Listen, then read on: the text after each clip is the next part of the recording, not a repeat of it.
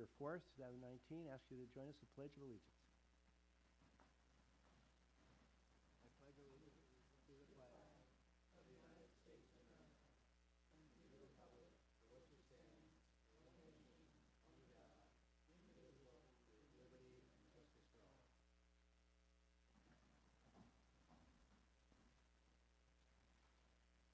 Thank you very much. We did not meet in closed session, and therefore we'll go directly to open time for public expression and an opportunity for you to address us on issues or matters that might be of interest to you. We'll be able to take no action, but certainly interested in your points of view or the information you wish to convey to us. Salama, good evening. I meant to say salami, but I messed it up. Good evening. Stop while you're ahead. This is for those of you who don't know, it's the first time I got it right in I don't know how many years. In any case, good evening. Good evening, Mayor Phillips and council members. As the San Rafael representative to the Commission on Aging, I wanted to let you know that on Thursday, we will be our topic will be living options for older adults in Marin, and our distinguished speakers will be Joseph Welsh of the Marin Environment and Housing Collaborative, Joe O'Hare, who's the CEO of Whistle Stop, and Jay Hunter Moore, the CEO of the Redwoods. So that'll be at 10 a.m. and we will be meeting at Whistle Stop. So that's the first message. Now, the really important message, or spectacular message, at the Senior Fair, the Commission on Aging took Best in Show. Oh, wow, look at that. Led by the San Rafael representative, me. Excellent. Thanks for sharing. Thank you. That. Hey, good evening. Anyone else wish to address us during this time period? Seeing no one, we'll close and come back and ask for the city manager's report. Thank you, Mayor and Council. I have one quick announcement, and then I'm going to do a brief overview of an update on the power shutoff from last week. But the quick announcement is that we're doing a couple community workshops on housing, and the council has seen multiple times in the past some recommendations from staff as to how to deal with current challenges to approving and developing housing in San Rafael. And the workshops are going to focus on that and also get feedback from the community on recommended actions and measures to address and overcome these challenges. So the first one is this Wednesday night. It seems like it's the time of year where there's lots of different options for your evenings, but this is a good one and very important to San Rafael. Wednesday, November 6th, it's going to be from 7 to 9 p.m. at the San Rafael Corporate Center, which is at 750 Lindaro. We're planning on breaking it up into at least a couple different sessions, and maybe we'll need more once we get into these topics. But the one after that's scheduled for Thursday, November 14th, the next week, also from 7 to 9, and that one will be right here in the City Council chambers. This is the group that when we last met, we thought maybe we would have a subcommittee of the City Council, and all council members are very interested and passionate about this topic, so we're doing it through these community workshops so everyone can participate. And then I'd like to just use the rest of my reporting time on the Emergency Operations Center activity that happened last week due to the PG&E power shutdown and also the Kincaid fire. And I wanted to start with 4 thank yous. The first one is all city staff that participated in the event, which was a lot of people. Take the rest of the night if I went to name them all. But there was people out in the field, emergency services workers, and also at the Emergency Operations Center, and people that were drafted from what they would normally be doing into doing something else.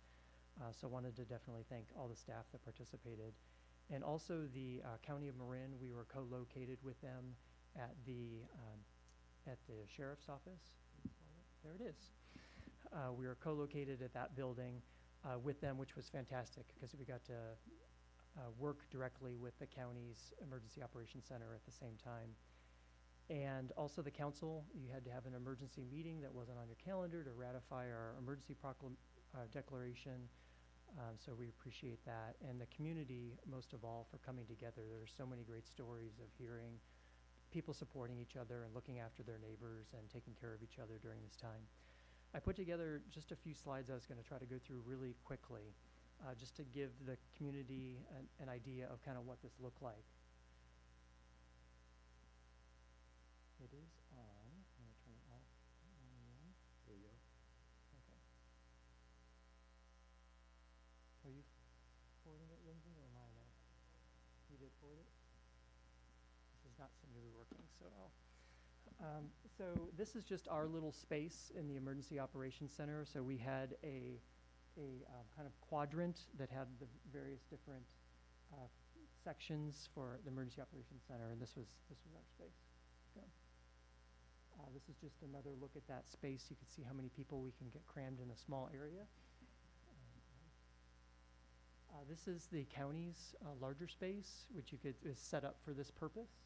And what we were using is kind of a room that in a full-scale emergency the county would be using for some of their breakout sections.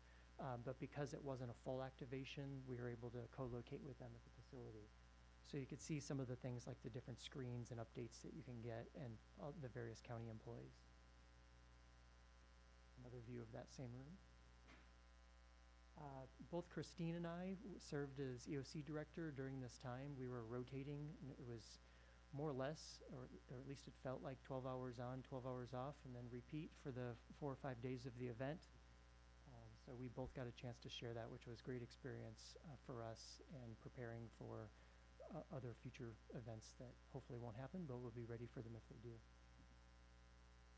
Our public information officer team, we would have between 2 and 4 people at any given moment, and I'll tell you why in a minute. Because we had all sorts of ways that we were trying to communicate with the community. This was a City Hall call center. These are the sorts of things that were not planned ahead of time, but we are putting together on the fly, and that we will now have the next time we have an event like this, we'll be ready to go right away. So this is the call center, which took over the digital service department at City Hall.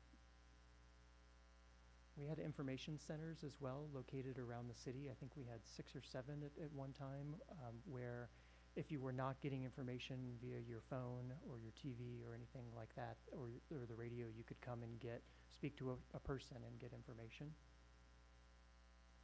We also had charging centers. This is the one that was at the Alboro Community Center. This is the one that PG&E put up.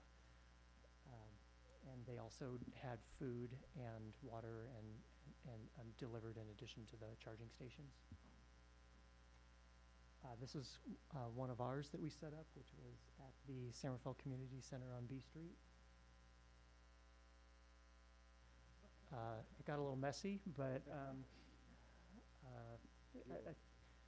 Quinn could tell us if it was up to code still at this point. But we had extremely high usage, and the number I got was almost 7,000 people interacted with us in some way, either through the information center or the call center or one of our charging centers, so they were very well used. This was very early in the morning. I think City Hall got much more crowded than this, but this was charging center at City Hall. And then this was the final shift change at the end, so we look happy and relieved here at this point.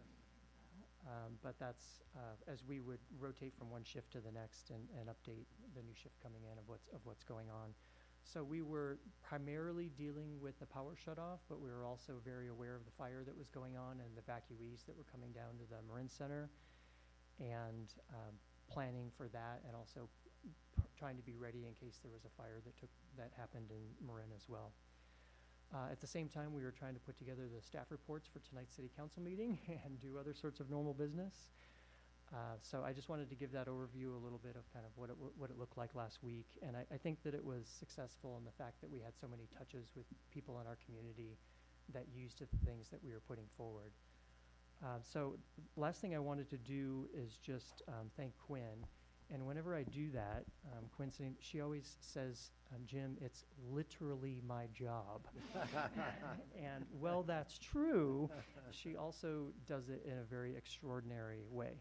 So I just wanted to thank, and she is deserving of special recognition. I think everyone who participated in the event counted on Quinn a lot for the whole process.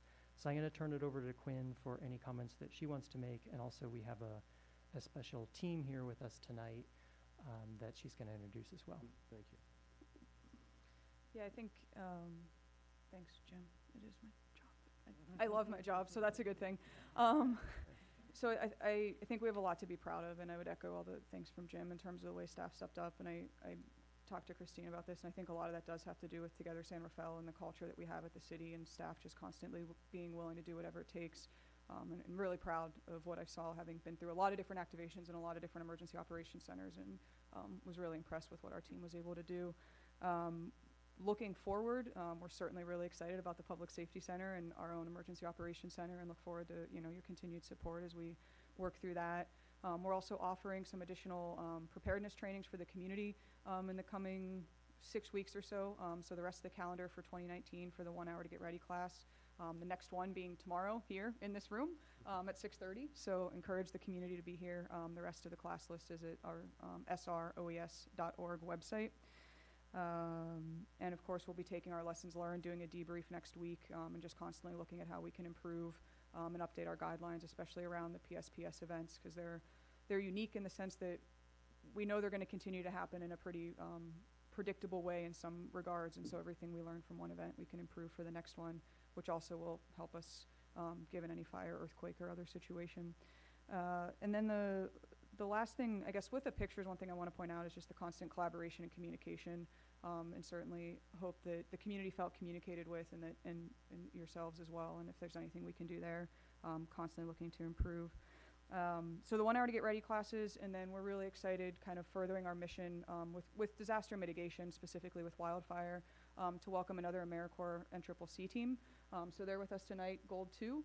Literally got in this afternoon and are just getting set up in San Rafael, but will be in the community for the next 6 weeks, focused again on low-income, elderly, and disabled homeowners that need help achieving defensible space, but also doing some open space work, and hopefully creating some example gardens so we can continue to kind of visualize that mission of what we think San Rafael can look like, that can still be beautiful, sustainable, environmental, and also fire resistant in the best way we can. So we're excited to welcome them here tonight into San Rafael over the next 6 weeks.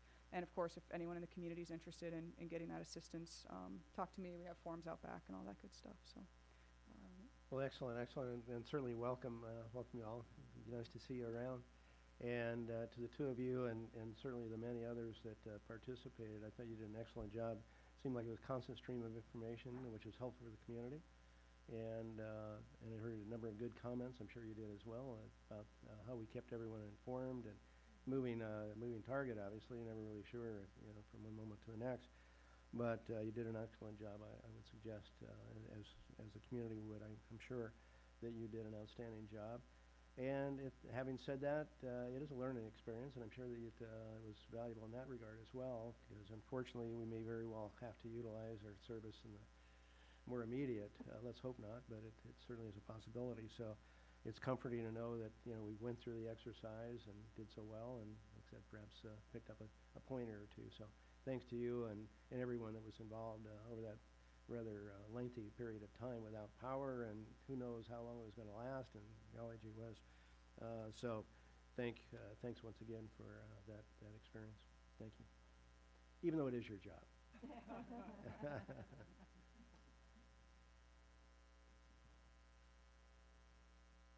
Anything else, Jim? Oh, I'm sorry. Okay. In which case, we will turn to the consent calendar, items 4A through 4G, unless someone wishes to have an item held. Does anyone? Could we hold Sure. the items D and E? D and E, of course. Any others? Seeing no others, anyone from the public wish to address us on the remaining items that will be covered with a single motion? Seeing none, a motion with regard to this item. Did you get that? Yeah, I'll move on items 4A through C and F and G. Second? Move and second, roll call, please. Councilmember Bushy. Aye. Councilmember Cullen. Aye. Councilmember Gamblin. Aye. Vice Mayor McCullough. Aye. Mayor Phillips. Aye, the matter carries 5-0. We'll turn to item 4D, triannual building code ordinance amendments. I'll ask you for your point. Yeah, I just want to make a quick comment, and it applies equally to item 4E. So with respect to both sets of proposed bill or code ordinance amendments, what I understand is that we're proposing now to have this scheduled for public hearing on November 18th, our next meeting. I would appreciate, and maybe this has happened, but I'm not seeing it reflected in the staff report, appreciate if we reach out to, among other, well, the various stakeholders, but Marin Builders Association and others, to ensure that they've had a chance to take a look at the proposed amendments, and this applies with more force to the building code amendments and the fire code amendments, in order to get their feedback, because the comment I've made over the years when we do amendments like this, particularly when we're looking at updating our building code to comply with the California Green Building Code, is that there's obviously a value to these code upgrades, but what is the cost associated with them? And if there is a way that we can ascertain the cost, or if we can get input from stakeholders who can give us an idea, whether it's anecdotal or empirical, that the costs we're imposing on the community when we do upgrades like this, then we can better balance what we think the advantages are to, because particularly when we're looking at these Tier 1 compliance standards, what does it mean to go to Tier 1? It's terrific for the environment, it's an opportunity to move forward, but is there a cost to our community? And very indirectly, not to get to Wednesday night's meeting topic, but if we're looking at creating more housing, here's one example of impediments to housing, possibly. So let's just make sure that we push this out into the community so that we get the best feedback we can and we can make a reasoned decision on the 18th. A good point, and thanks for bringing that up. Other comments? Staff comments? Anyone from the public wish to address us on these two items? I guess with two, is that okay? Yeah, With two items? Back, with the comments in mind, a motion would be appropriate. I would move that we approve items 4C and D. You mean D and E? Pardon me, items 4D and E. Thank you. Is there a second? Second? Roll call, please. Councilmember Bushy. Aye. Councilmember Cullen. Aye. Councilmember Gamble. Aye. Vice Mayor McCullough. Aye. Mayor Phillips. Aye, the matter carries 5-0 as well. Special presentation, Ellen Putnam Award. What's this all about? Thank you, Mayor and Council. I'm going to do a little bit of background on this. This is a statewide award that the City of San Rafael received. And I thought it would be a good opportunity to explain what Together San Rafael is a little bit, so you have some background of why we won this particular award. I'm going to, in a minute, not quite yet, but I'm going to ask Nancy Hall Bennett from the League of California Cities to come up after we give a little bit of background. And I thought it would be a good place to start with the why. So Together San Rafael, we won the award for a category that the League of California Cities has called Internal Administration, which is a very fun, sexy sounding category. But it's really about an organizational change effort that we've been doing in San Rafael for the past few years. And I usually start with the why. Why are we doing it? And there's a quote that I say all the time that staff is probably sick of hearing me say, but it does a good job of explaining it, which is that local government was largely designed in the 19th century and tries to use 20th century tools to solve 21st century problems. And the fact that any part of that might still be true is part of the reason of why we would need to be doing something differently in this city and why cities need to be changing what they're doing. The other examples of the why is the impact of the Great Recession had on cities and our costs going up, and the fact that we have fewer staff to be able to provide the services than we had 15 years ago. We have quite a bit fewer staff than we had at that time. So we have to figure out different ways of working and doing things. Because at the same time, community expectations continues to be high, and the desire for service continues to increase.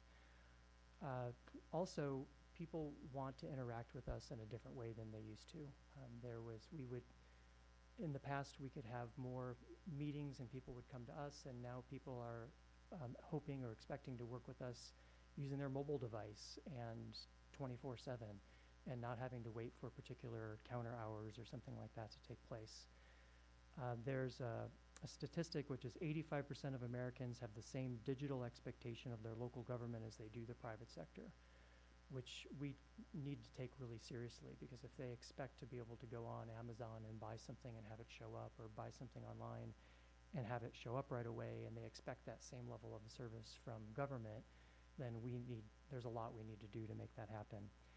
The last reason why is because when we look at charts that show the public trust in government, generally they're looking at the federal government. When you look at the federal government, it's by and large just a downward trend. And I usually make the joke that there isn't anything going on right now that we see that's changing that's going to make a drastic change on that public trust overall in government. So in San Rafael, we say, okay, if all of those things are true, and I think we could generally agree that those things are happening around us, well, what are we going to do about it? Do we just continue business as usual, or is there something that we need to do differently to be able to respond to that environment? So Together San Rafael is our organizational response that we're trying to invent now in the 21st century and use 21st century tools to solve 21st century problems.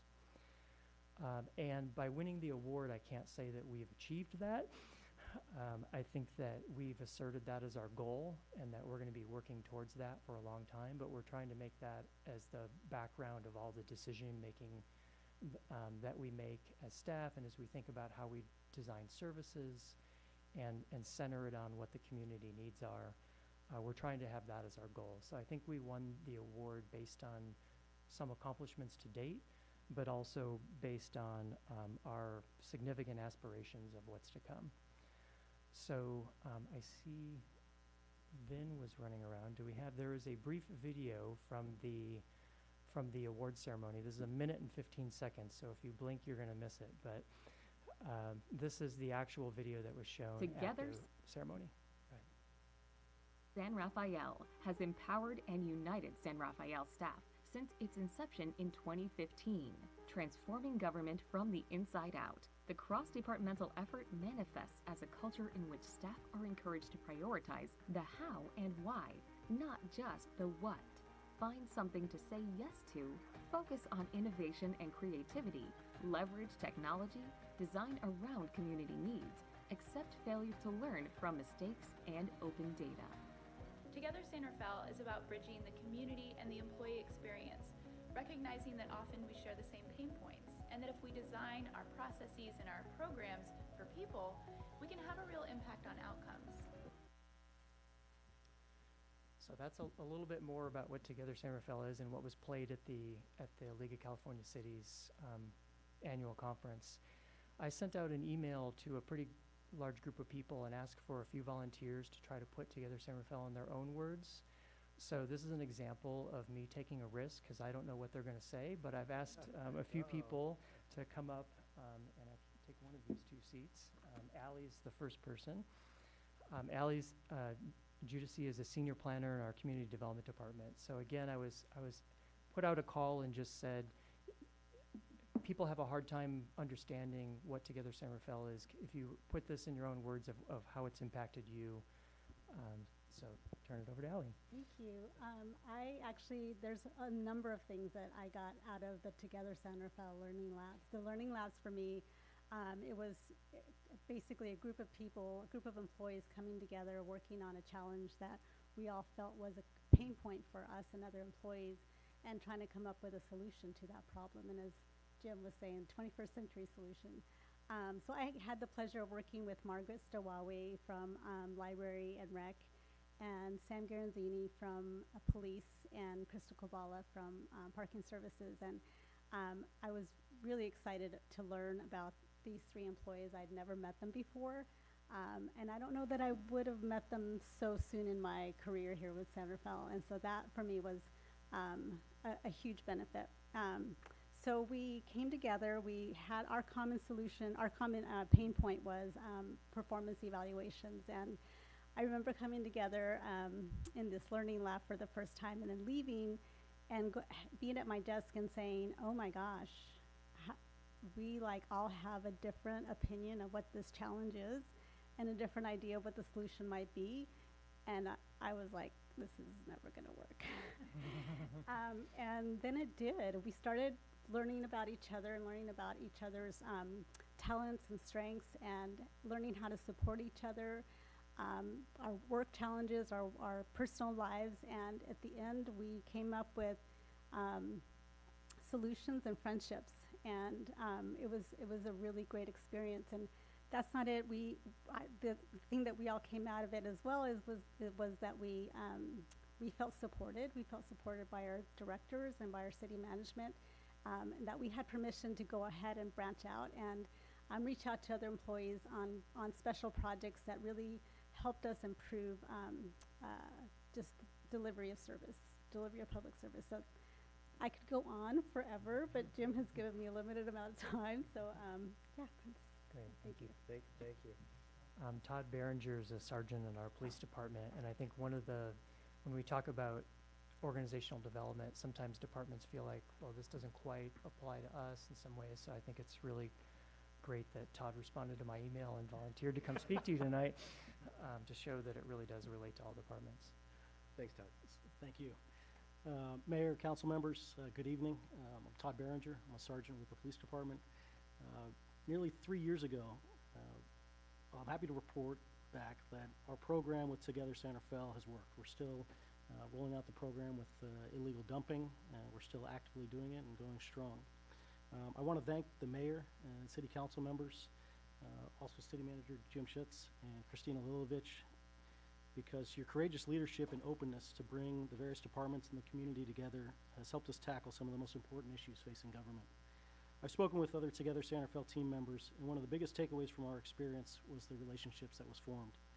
It's not often that the police department, sustainability, code enforcement, and the Department of Public Works can come together to find common ground. But we found commonality on what we were trying to accomplish individually to address the community's needs around illegal dumping. The recognition that you received tonight is well deserved. You've helped break down silos among departments, listened to bottom-up approaches, and created an environment for success. Without your leadership and willingness to take risks like Together Santa Fe, none of these programs would have been possible. So thank you and congratulations. Thank you so much. Oh, and then Dylan Frisbee is an engineering technician in Public Works. Great. Thanks, Dylan. Good evening. Good evening. So Together Santa Fe was an umbrella culture change, and under that, which Todd and Allie have spoken about, was the Learning Lab.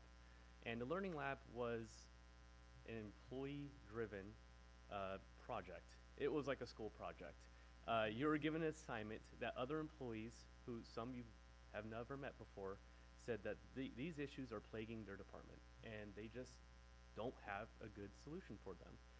And then that issue was then assigned to another group of people, other employees, who never experienced these issues, who don't work in that department, most likely. And they are also given a team of people they've never worked before. And that really kind of opened it up to work on an issue without the existing culture in the department, without the hierarchy, without a boss, needing to approve something. It just gave you the freedom to really voice what you think would work. And everybody had a voice, and everybody was heard.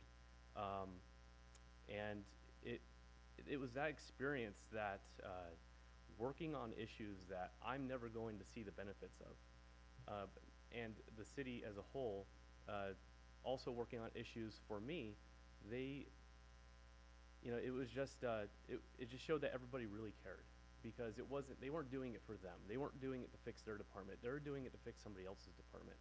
And being given a chance to work with people who I may have never met just was inspiring. And that is, like, when Jim asked me to come and talk tonight, I knew exactly what I wanted to say. And I think it shows the impact of the Learning Lab given, formed by Together Santa Fe, because Todd and Allie have also brought it up as well, is that working with other people outside of your day-to-day, silo, and seeing that everybody just really does care about the city.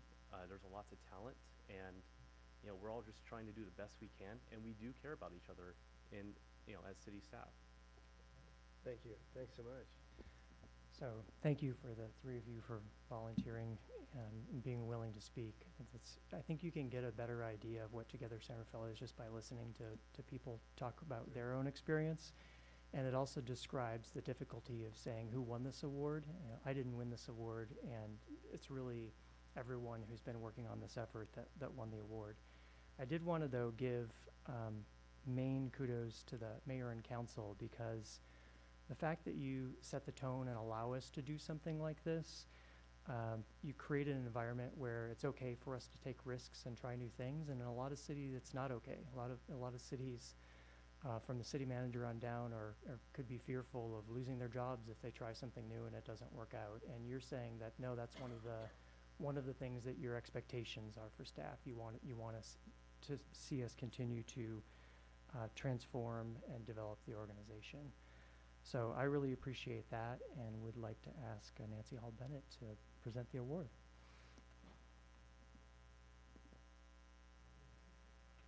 Nancy, good evening. Good evening. Thank You're you. already breaking our I stuff. know. I'm too excited for you guys. Thanks for having me tonight. I'm Nancy Hall Bennett. I'm with the League of California Cities, and I am here to present the council and the mayor, it's right side up, with the Helen Putnam Award. The Helen Putnam Award is given annually to 12 cities throughout the state. This year, over 169 cities applied. So you can see that it's a very in-demand award, has high prestige. Each year, only 12 are awarded. So I hope that you recognize the significance of the award. They're not given out freely. There's quite a lot of deliberation that goes into the process. The Helen Putnam Award was named in honor of Helen Putnam. She was the first woman president of our League of California Cities. She also was the mayor of Petaluma, school teacher, principal, council, supervisor. She was very many wonderful things that embody what this award should mean to you. We honored San Rafael at our annual conference last month.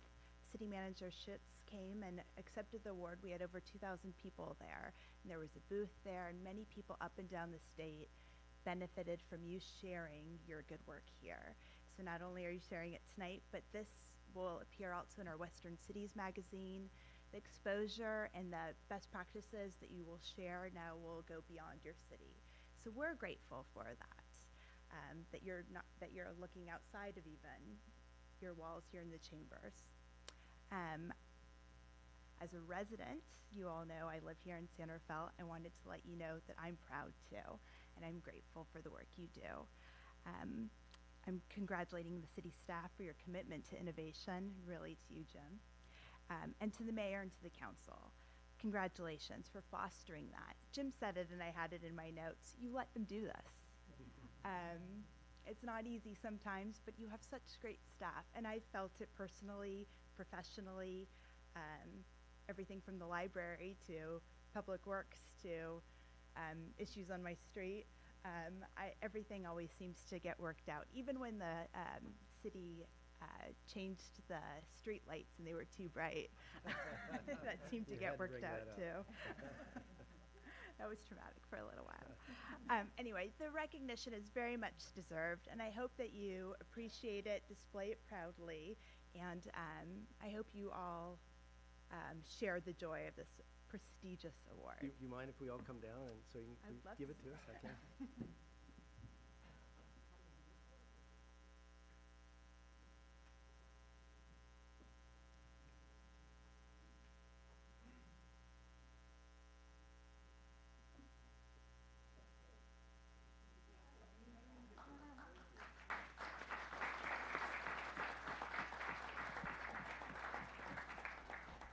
I just want to say a couple things. This is really a monumental achievement, but I must say that the achievement is that of our employees. We're just standing up here because they give us stuff. But frankly, this belongs to our employees. And I want Jim to come over here if you wouldn't mind. It's his idea. He deserves a lot of the credit, if not all the credit. Mayor, if it's okay, can we have any staff that's in the room that's willing to come up, join us? And Sure, excuse the everybody, come disruption on really up. quick. But truth be known, it takes a leader to accomplish and set in motion something such as this. Everyone is to be complimented, but without our city manager doing an outstanding job of visualizing what this should be and convincing people that it's time to change, nothing would have happened, quite frankly. So do want to recognize Jim for his efforts. And this issue of failing is a good thing. I think many times we learn more from failure than success. And we have so few failures. In fact, Jim's heard me say this a number of times. When Jim and I got together when I was first elected, I said, Jim, here's the deal. I want you to do 10 new things, but I also want you to screw up 2 of them. Now, he's He satisfied virtually every requirement of myself, and I would suggest City Council, except he still haven't screwed up two things. So eventually he's going to get this right. Certainly he didn't in this case. And Jim, thank you so much for everything you've done, including this, which belongs to you. Thanks, my friend.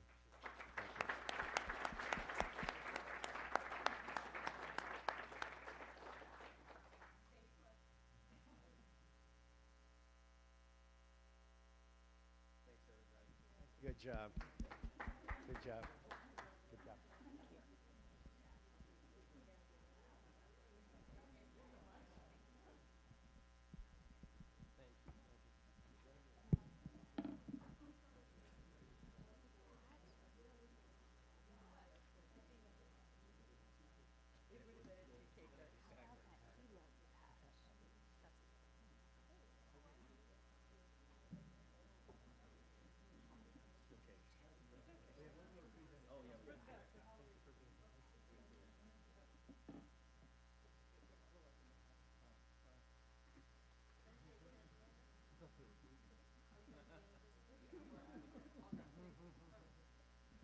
We could have Mark come up.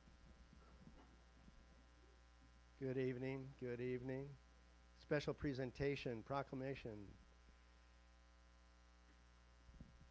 Thank you so much. Mark has been on our Parks and Rec Commission for a number of years, and we have a resolution, or proclamation rather, to present to him for all those years of service to the city. I'm going to read part of it. Whereas Mark has served as Park and Recreation Commissioner for the City of San Rafael 12 years, 2007 to 2019, quite a long time. Thank you for that. I'm sorry? I thought it was only 8. Time flies. Oh, well, when you're having fun, what the heck. The math is right. It's 12. So, Mark's been at the face of Park and Rec Commission, attending numerous park tours and neighborhood events, and took great pride in representing the City of San Rafael. And whereas Mark served under 2 mayors, Al Bohr and myself, and several city council members, 3 city managers. Boy, it goes on, and provided 2 directors of community service department. Whereas Mark's provided advice and insight in relation to a variety of projects and incentives that included major improvements to Terralinda Community Center, renovation of the Victor Jones Park, Pickleweed Park, Albert Park Playgrounds, and revitalization of the city beach park through the lease and agreement with Terrapin Crossroads. It goes on and on. You've done a bunch of stuff, and we greatly appreciate it. Mark, thank you so much. Maybe you have a comment? You don't have a comment? Thank you. Thank you very much. Yeah, for 12 years or so. All right. Thank you so much.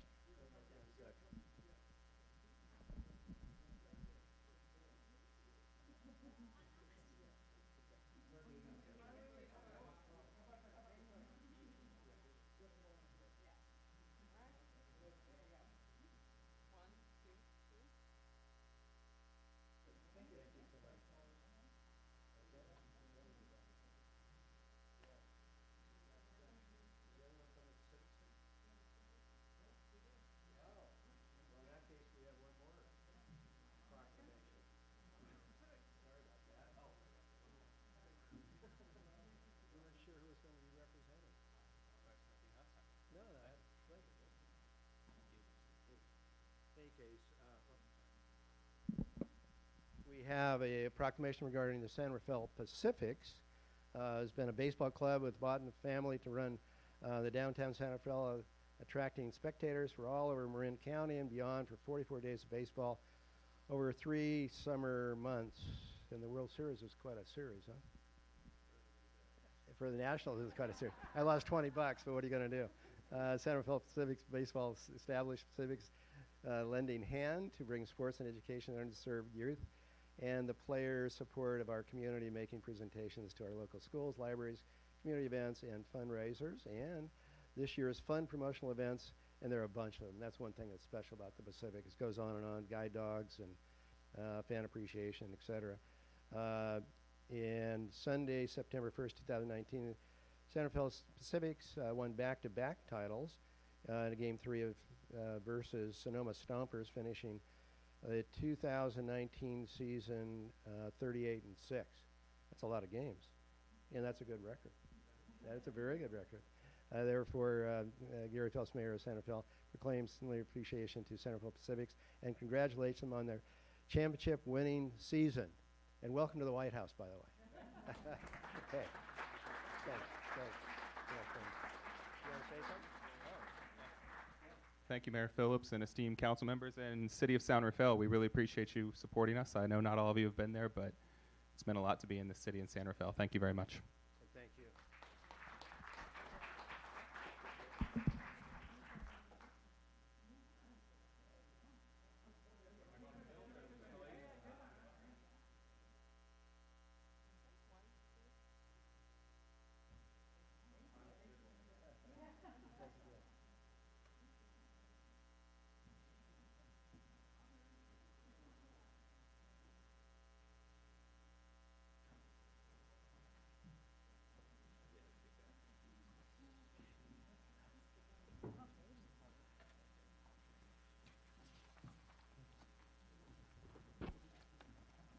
Well, that's the fun stuff.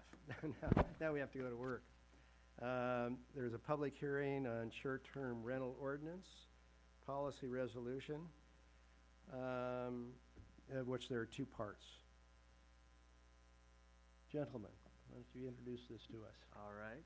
So before council today are two documents, a program ordinance and a policy resolution, creating a short-term rental program and outlining the policies and procedures for that program. So to jump right in, we've been working on this for about a year in earnest, a year and a half if you start looking at kind of when we first started talking about it. This first came to council though in 2016 when we started looking at potential trends and address identification for short-term rentals as part of our junior dwelling unit ordinance review.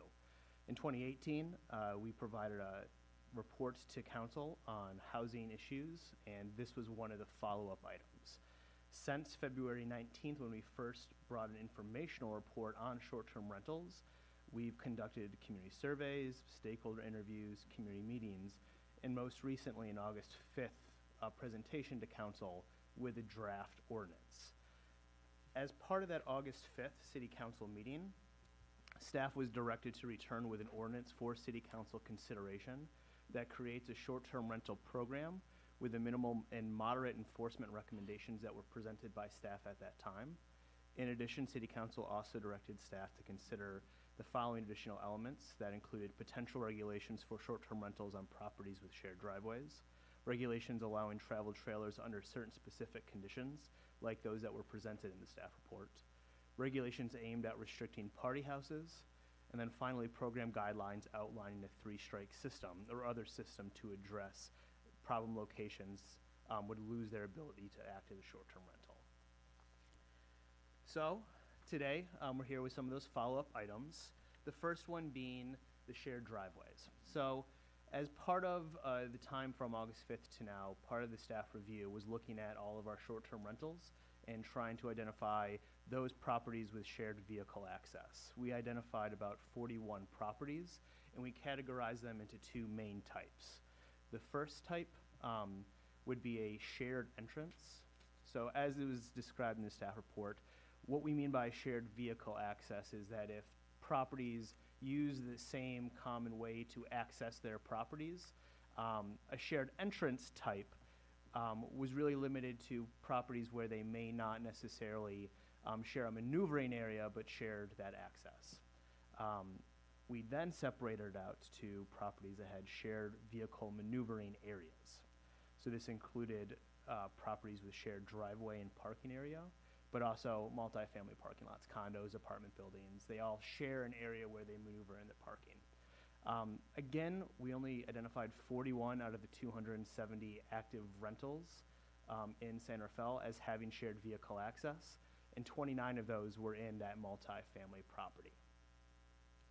So based upon this, as part of our review between August 5th and now, we did a review of potential other jurisdictions and what their best practices were with how do they handle shared vehicle access.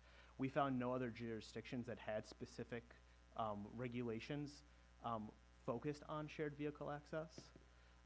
Staff also reviewed existing agreements and easements in place on properties in San Rafael with shared vehicle access. And in nearly all cases, there were existing recorded easements, approved maneuvering diagrams, or agreements to address the use of those spaces. So based upon that review, staff recommended as part of our staff report that hosts provide a parking plan, is what we're calling it, as part of the short-term rental program. And what that parking plan would do was, at the time of registration, the parking plan would provide documentation showing the existence of those agreements or easements, instructions for guests outlining the location of designated off-street parking spaces, as well as instructions for guests for maintaining clear access of shared maneuvering areas. And why we proposed the parking plan was to really try to address the root cause of what we see as some of the issues with shared vehicle access, and that's making sure that there's clear access in and out of a property, and to make sure that guests are educated as to how to access unique situations on each property. Additionally, to ensure that parking plans are being provided and the guests are following those rules, blocked access of a shared maneuvering area would include potential violations for that 3 strikes policy. So if there is a guest who blocks access and it's verified, that would go towards that 3 strikes. It would be one of those 3 strikes. Next, Council also directed staff to consider potential regulations towards travel trailers. As part of this review, staff first looked at California laws and regulations, really trying to determine what is the difference between, say, a mobile home and a recreational vehicle. And what we found is that as part of those California laws and regulations, there are established minimum design and construction standards for manufactured homes, and those are intended to ensure the same life and safety standards comparable to a permanent structure. However, those standards do not apply to recreational vehicles and also do not apply to non-motorized travel trailers like an Airstream or Winnebago, something that may not necessarily have an engine moving it along. Based upon that, though, staff recommends that since RVs and non-motorized travel trailers are not manufactured to the same egress, electrical, and sewage standards necessary for permanent use, that we recommend not allowing travel trailers to be used for short-term rentals at this time. Additionally, staff also looked at potential party houses and regulations that could be used to address party houses. As part of the follow-up from last meeting, we've established communication channels with Airbnb to promptly report and address potential short-term rental listings being operated as party houses. Additionally, in response to the shooting in Orinda, Airbnb is also banning properties deemed high risk of being a property house and is increasing the proactive response to addressing party houses. And then finally, staff is also including enforcement procedures in the proposed policy resolution, which include a 24-hour complaint hotline, required local contact information, as well as that 3 strikes ban that I mentioned earlier. So I just want to pause there real quick because we are presenting 2 documents tonight. One is an ordinance, one's a policy resolution. And the reason why we're presenting those 2 documents, the ordinance itself, that amends the municipal code and creates the program, whereas the policy resolution outlines the program policies and procedures. And one of the benefits for using a policy resolution rather than all just keeping it into the ordinance itself is it allows us to be a little bit more nimble and be able to make those changes as necessary, more easier than if we needed to do something to an ordinance. So as part of that proposed ordinance, the main changes happening in that ordinance are amendments needed to the zoning code for the short-term rental regulations.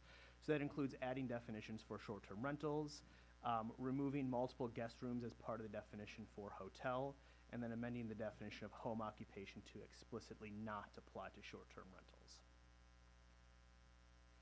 Additionally, in order to collect TOT, we needed to do some additional amendments to the TOT section of the municipal code, and that is adding a short-term rental definition to the definition of hotel. And then finally, as part of this ordinance, we would be creating a new chapter, 10.110, the short-term rental program. And what this new chapter does is refers to the policy resolution for the policies and procedures. And so what are those policies and procedures? So first is eligibility to be a short-term rental. And we set 4 criteria as part of this proposed policy resolution. The first is the unit must be offered by a permanent resident. The unit must be the primary resident of the permanent resident. The permanent resident must be a person and cannot be a business or an organization. And then finally, a unit must be registered and in good standing with the city of San Rafael. In essence, what those 4 criteria mean is that you need to live in the unit, it has to be a primary residence, and you have to be an actual person who is offering that property. In terms of ineligible properties, we have 8 that meet the general classifications for ineligible properties. So income-restricted affordable housing, student housing, dormitories, and SROs, commercial or industrial zone lots, non-residential areas within buildings such as a storage area and living sleeping quarters added in garages, motorized recreational vehicles, including non-motorized travel trailers, boats and houseboats, teepees, yurts, tents, and tree houses, and sleeping quarters and vans or cars. These are very similar to what other jurisdictions have in place for their ineligible properties. We also wanted to address properties with multiple residential units. So that could include multifamily properties, but it could also include single-family homes with accessory structures. Even if you have a property like this, we're still allowing it, but you still have to meet those primary residency requirements. Additionally, we have a stipulation that says that if you have a single-family home or if you have another unit and an accessory structure, you have to choose which one you're going to rent. You can't rent the accessory structure and a whole home, but what you can do is you can rent the accessory structure and a room in the home. So in terms of the actual specifics of the program requirements themselves, in terms of occupancy limits, we're setting the occupancy limits to 2 people per bedroom plus 2 additional individuals. However, properties must also be able to accommodate the appropriate off-street parking. So if you have only 1 parking space, which is in the next line, the parking requirements, you would only be able to provide a maximum of 4 people. So you either have to have enough space in the home to accommodate the parking or enough parking to accommodate the space in the home. So an example of that would be is if you're in a 1-bedroom home and you have 1 off-street parking space, you could have 4 people. If you have a 2-bedroom home, while the ordinance would allow for you to have 6 people, if you only have 1 parking space, you're capped out at 4. Additionally, we would be establishing a registration and a fee as part of this program. The initial registration fee would be set at $170, and an annual renewal fee would be set at $135. And hosts would be required to collect and remit transient occupancy taxes, which is 12%, 10% to the city, 2% to the county. Additionally, we're asking for quarterly reporting requirements for hosts, and the reason behind this would be able to have and start documenting how often homes are being rented, how frequently they're being rented, and for how much. We're also including hosting platform requirements that the platforms themselves have to report back. And this is similar to what is currently being used in San Francisco. Additionally, we're utilizing the existing municipal code for our administrative enforcement, but we've also included a clause that includes revocation of registration for 4 potential purposes. The first would be that the property has not collected or emitted their TOT. The property has received 3 verified violations over a 2-year period, which is known as a 3 strikes policy. The property registration has included misrepresented or omitted information, or the registration was transferred or attempted to be transferred to another individual. And if you meet one of those 4, it gives the community development director the ability to immediately revoke that registration. And so as part of that registration process, hosts would be required to register through an expanded contract with host compliance, which would provide the following. The host would need to provide the following, which would include property information and documentation of those requirements, including property details and 24-hour local business license registration, proof of a self-certified property inspection, and from properties in a wildland urban interface, the registration must also include a vegetation inspection. Documentation of the interior signage must be also documented, providing local contact information, parking and occupancy requirements, garbage disposal and noise ordinance requirements, and emergency information. And so that's what's in the unit itself. So it's not necessarily what is on registration. It needs to be that a guest could actually see it. So the next piece is the fiscal impact. In order to keep administrative costs low, we're proposing an expanded contract with Host Compliance, which is our current provider for our monitoring software. As part of that expanded contract, they could again provide that address identification, they could provide compliance monitoring, online permitting and registration, rental activity monitoring and tax collection, and then also that 24/7 complaint hotline. In terms of staffing and program costs, staff will be able to limit our hours needed for administrative tasks by utilizing that Host Compliance software. And as such, the increase in hours associated with a new program would not need to lead to any new hiring, and we anticipate could be covered with existing staff levels. We estimate that first year program costs would reach $40,000, which would include that software costs, and then ongoing costs would be around $33,000. Annually, when you take into account TOT, we set the registration fee to equal, to be fully cost recovering from the program side. So what the actual annual balance is our projected TOT collection. So as we've talked about in previous informational reports, since we don't know specifically what the market is going to be at any given time, we presented a low, a median, and a high-end projection as to what potential TOT, just based upon potential demand. So on lower-end projections for demand, we're looking at potentially $18,000 annually, and on the high end, we're looking at $105,000 annually in terms of program revenue collected through TOT, because program fees would be counteracted by the registration fee. So before you tonight are 4 potential options. The first would be to introduce and pass the ordinance to print and adopt the resolution creating a short-term rental program. The second would be to introduce and pass to print as amended an ordinance and/or resolution and direct staff to return with an amended ordinance and/or resolution at a date certain for vote. The third would be to direct staff to return with more information, and then finally would be to take no action. Well, first, thanks for your complete report and certainly responsiveness to the input that you received at the meeting you referred to, whatever that date was. In any case, thanks for bringing this back to us. Questions of staff? Questions? From the public, any questions, input, please join us. Raj. Good evening, Mr. Mayor and councilpersons. Roger Roberts. I live at 223 Southern Heights Boulevard here in San Rafael. I've been a resident in San Rafael since 1981. One question that comes to mind is noise, and whether a violation of the noise ordinance will count as a strike against the property owner that's offering the property for short-term rental. And my second question is, how are you going to handle enforcement? I doubt whether the police are going around and do a head count, but you're going to need to address enforcement, and there needs to be some way of checking and making sure that they're not violating the permit on any given date for any given short-term rental. Thank you.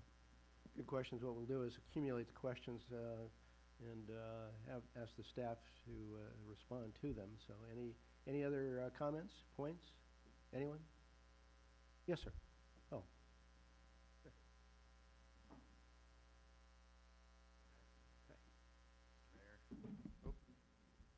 Council members, how are you? Couple of things. I'm not in any argument with any neighbor, and there's a house that shows up on Paul's list that says it's on the list for a short-term rental, but I think that may be a previous owner of that house, and the house now is deserted. So there's no furniture in the house, so it can't be rented in the near term, at least. So I don't have any axe to grind from that perspective, but I probably should have said this at first, I am on a shared driveway, and that's the nature of my comments. Couple of things. One is, of course, the more this happens, the more housing is taken off the market. We were talking earlier about making sure we had affordable housing. Well, of course, You know, I have friends who used to have rentals in their downstairs, and now they're doing it for vacation rentals because it's more money. So obviously that's taking housing stock off the market. Secondly, when you talk about monetizing the value of your home, and I know people have said, gee, I can't make my mortgage without having this short-term rental. Well, I understand that. I'm sympathetic to it. Okay, that makes sense.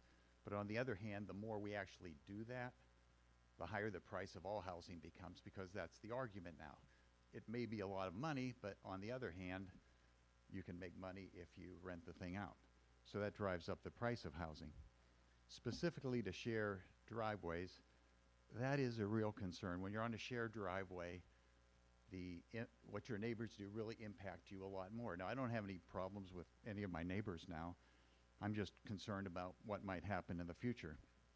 In my case, I have a very, very narrow driveway.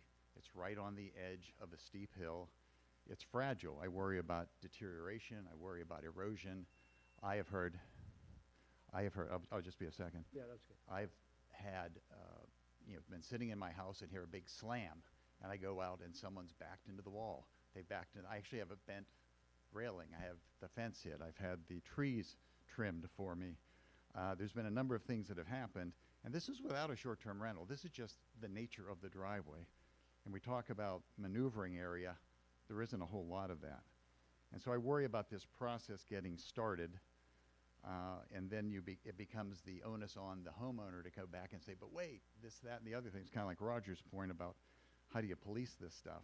Because then all of a sudden the people that are living there need to be the ones who bring it to someone's attention, get some kind of action as a result of that. So I've done little things. I put a traffic cone in there's a little bay outside of my garage where I try to keep people out from that way so they don't run into something. But that's just the traffic maneuvering is just one thing. There's also the whole issue with the noise. When people are coming by your house all the time down this narrow driveway, that's their vacation. They're going to have fun. So some of them you have to worry about it. And the reassurance that you have a hotline or something to prevent a party house from starting, those are reassurances. But when you're in that position and it's happening near you, then you've got a problem. So anyway, all the issues with short-term rentals become, I think, more difficult when you're on a shared driveway. And so that's my fear and concern about this whole program. Thank you very much for allowing me to go over. Of course. No, that's fine. Anyone else?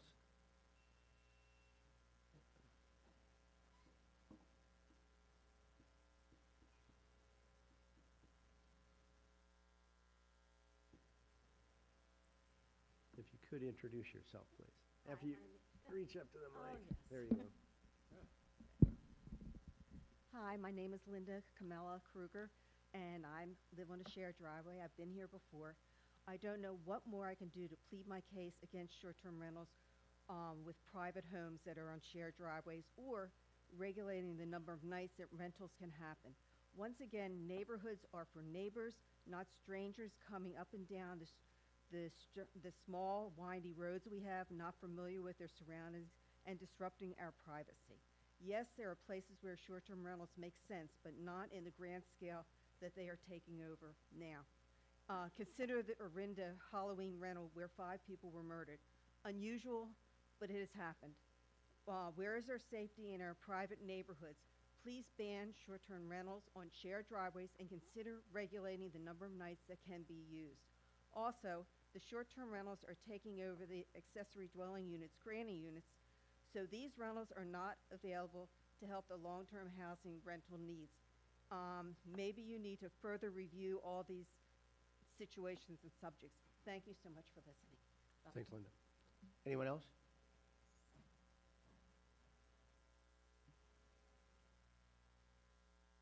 John Reynolds, resident of the Canal, member of First United Methodist Church.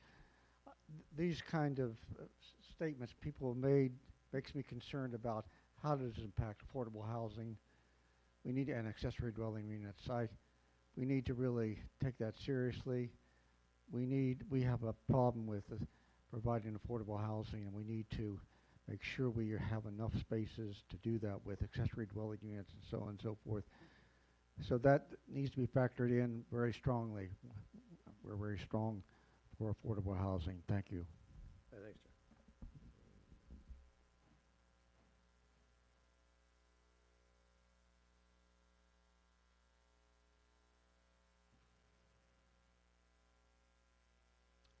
Hi.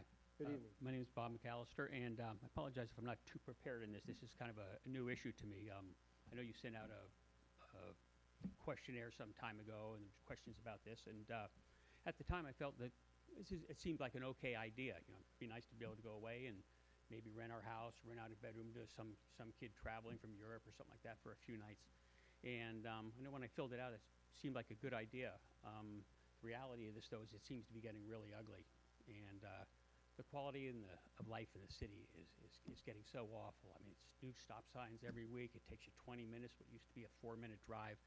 And I'm a relative newcomer. I've been here like 35 years or something like that. But it's really sad. And this just seems like another, just one other nail in the coffin for the quality of life living here. I this hearing about being able to rent out a room in a house plus a room in an external structure or something is like, I mean, you might as well just make them pay a regular hotel tax and all that sort of thing. It's I know on our street there are a couple of these places that rent, and this is not like a casual thing where someone wants to get a few extra bucks, meet somebody new from another country, another town or something like that. These are full-fledged businesses where people come in. They have people almost every night a week. And you know, parking on the street, our street parking was a problem beforehand. Now it's just a couple more cars. And it just gets worse and worse. So I noticed one of the options up there isn't just to ban these things entirely, but I think until you can come up with a plan that protects everyone around them, then I don't think there should be anything passed allowing this sort of thing. It's going to be a real problem, and it's just going to get worse. It's just going to be like this whole Uber and that whole syndrome. And I don't know. I mean, I guess the Builders Exchange will love it because they'll get to build a lot of additions, and the city will like to collect a few dollars in extra taxes, but we're paying for it in our quality of life, and I really resent that. Thanks. And thanks for your comments. Anybody else? Hi, I'm Cheryl Marsich, and in my neighborhood, in fact, within not even 50 feet of my house, there are 3 short-term rentals that are not reported. Whenever, if the city comes out to inspect, they'll say, oh, that's my niece living down there, she doesn't pay rent, and they're making money on these places, and nobody is benefiting from it except for the owners of the home. And then we lose street parking. Okay, thank you for your comment.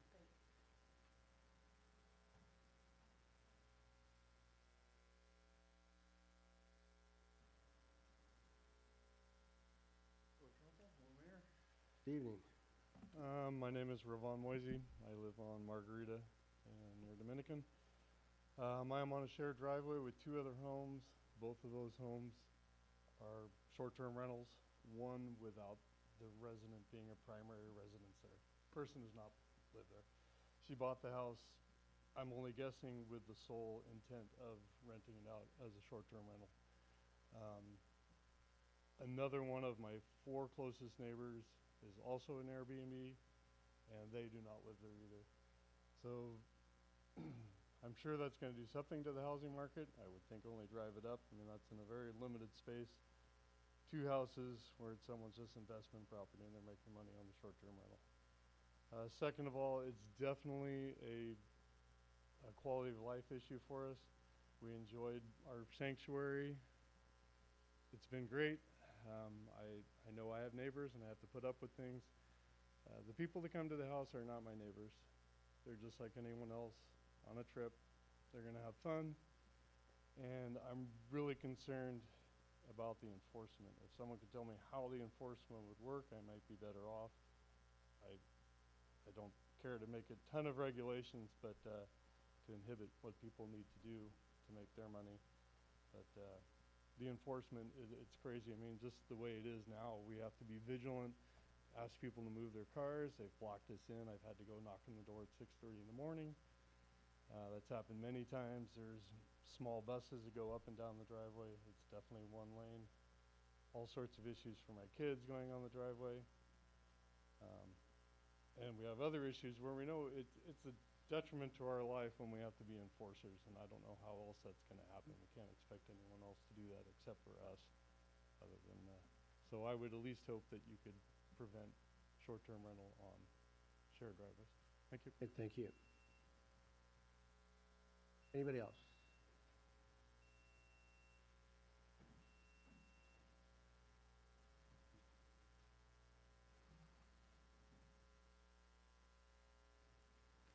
Evening. Good evening, Mayor, members. As you know, I've been here before. My name is Charlie Camella. I live on Jewel Street in San Rafael. I'd like to make a few comments about short-term rentals in general. They're not all the same. They all do, in fact, affect residential neighborhoods and individual homeowners. The most profound disturbance is when a short-term rental is right next to your house in your shared driveway. A short-term rental down the street or several doors down the street can certainly have an impact, but nothing like right outside your front door. We get the immediate brunt of loud noises, cars, horns, strange people, and damage to our property. We've lost our privacy and the enjoyment of our home, which we've had for 40 years. I was a little disappointed to hear the staff report tonight. In the August 5th meeting, City Council meeting, Council Member Kate Collins, she seemed to understand our situation and asked the city staff to look further into short-term rentals with shared driveways involving single-family homes. She indicated it was going to be very problematic and that if it was a small number of situations that she'd be interested in including that in the policy. It seems the city staff misunderstood her request to deal with the personal and emotional issues and instead looked at the short-term rental with shared driveways as only a parking issue. There are, in fact, a very small number of homeowners with shared driveways and single-family homes. Please help us, the homeowners most severely affected, and vote to ban short-term rentals on shared driveways with single-family homes. In closing, I would like to ask the council to consider postponing any decisions tonight and ask the city staff to readdress the shared driveway issue. Thank you. You bet. Thanks. Thanks for your comments. Anybody else?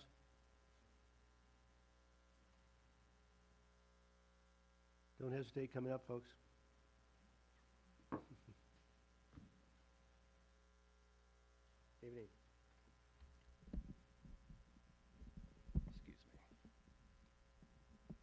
Good evening, I'm Sean Terheiden. Thanks for taking the time to read my correspondence that I sent in regarding our unique situation. Councilwoman Collin told me that the issue of short-term rentals are bigger than any one person or any property, and she's absolutely correct. Unfortunately, I must come before you once again to set the record straight, as our neighbors, the Comellas, have relentlessly bombarded the city with a campaign of misinformation, and I'd hate for any policy to be influenced or set, for that matter, based on irrational and untrue assertions about our property. I've been informed that one of the main reasons that the city is even taking up the issue of STRs is because of their incessant bullying. Personally, we've been stalked, photographed, heckled, harassed, threatened with lawsuits, and even assaulted by Ms. Kruger, for which we've received a temporary restraining order. They've made it their life's mission to ban Airbnb, and since that's not going in their favor, they're turning now to shared driveways. You received a recent letter from them alleging that our guests have somehow burdened and caused all kinds of damage to the driveway. They claim that their driveway was recently damaged to the tune of $3,000. Well, they neglected to tell you that this damage was caused by a delivery van driving down unnecessarily backwards after dropping off a shipment to them. They also forgot to mention that the damage was on our side of the property, not affecting them at all. They also cite posts needing to be replaced and cars driving off the driveway. Well, they must be reminiscing about incidents that occurred before we even lived there, as we've owned our home for over 4 years and have no recollection of any of this nonsense. The bottom line is our existing deeds and easements already address the parking situation. Our guests park entirely on our property and don't encumber their access or easement whatsoever. STR or no STRs, the parking arrangement at our house would be exactly the same. We could have roommates or short-term guests. It wouldn't change anything. We could easily park 3 or 4 vehicles on our property entirely with no burden to them. The draft proposal with which you've been presented tonight wisely takes off the table any regulating of shared driveway situations. So we look forward to continuing to operate a safe and respectful STR within the city's proposed new program guidelines. I encourage you to vote on it, and let's get this over and done with. Thank you so much. Sure, thank you. Anyone else? Anyone else? Okay. Close public and come back and if you could address some of the questions that were presented. For example, noise, is that a strike? Certainly enforcement, a major issue. Have you taken into consideration the comments made? Any thoughts on shared driveways? And we can start there, let's say. So taking those in order, in terms of the question regarding noise, that's part of why we reference the existing municipal code. Is so not only do we have the ability to leverage how we already address noise complaints, but we're able to add an additional layer in terms of the 3 strikes ban. So not only is if there is a violation, whether it be a violation of the noise ordinance itself, we're also able to apply that as a violation to the program itself, and it goes against one of those 3 strikes. So it does constitute as exactly at least one, exactly, not more. Okay. In terms of enforcement, there are 2 primary ways to do enforcement on this and how we're anticipating it. I think the first one is at a more macro level, is included within the policy resolution itself, is auditing. So it's going through the registrations themselves, a percentage of the registration themselves to make sure that they're accurate. If they're not accurate, we again have the ability to revoke that registration. Additionally, it would include also on-site inspections from an inspector as part of that audit process. So we're able to go on-site and take a look around and see to make sure that the rentals themselves are actually meeting what they said they would as part of the registration. In terms of a more micro level, if there is, let's say, a noise ordinance on a specific day, we have that 24-hour complaint hotline. So that would be connected to the local contact. So if a person calls in, says, the trash bins outside haven't been removed or are overflowing, host compliance is then able to contact that local contact. And if there hasn't been a resolution, that again counts as towards that violation of the rules themselves and of one of your 3 strikes. And you have 2 years, and you can only get 3 over that 2-year period of time. Additionally, what was I had those 2, but no, go on. The other one that I also had was the housing market impacts. We discussed this a little bit in February. There is an impact on housing prices related to short-term rentals. The study that we cited in February was that with every 1% increase in short-term rentals, there leads to, I think it's a 0.0028% increases in rent. So I don't want to say there's not a rent increase, but it is marginal. Additionally, part of one of the main aspects of the policy itself in which we're trying to address potential removal of long-term affordable housing is through the requirement that there is that owner occupancy requirement that you have to be a primary resident. Okay. I had another question on one of your slides. If you go back, in my reference that I can hardly read, but it is self-certified property something. I'm wondering, I have no idea what that is. What is that? So I'm not sure which slide it is, but you know what I'm referring to? Yeah, I know. So the self-certified part of that is as part of their registration, they have to go through and document that there are CO2 monitors, that there are fire monitors, that there take photos of the 2 forms of egress in each room that will be required. So rather than increasing the enforcement cost of sending an inspector, we're able to have them document all of that, and as part of the registration, we're able to go in and make sure that they're meeting these requirements. And that's part of what that audit would be addressing. Okay, just caught my eye. Other questions? John? Just a quick question on the residency requirement for the primary residency. full-time 30-day calendar month, how many days would they have to live there to be considered their primary residence? So we don't actually establish it through number of days that you live there, but rather the documentation that's needed to be provided as part of the residency requirement. So let me just pull up that clause real quick.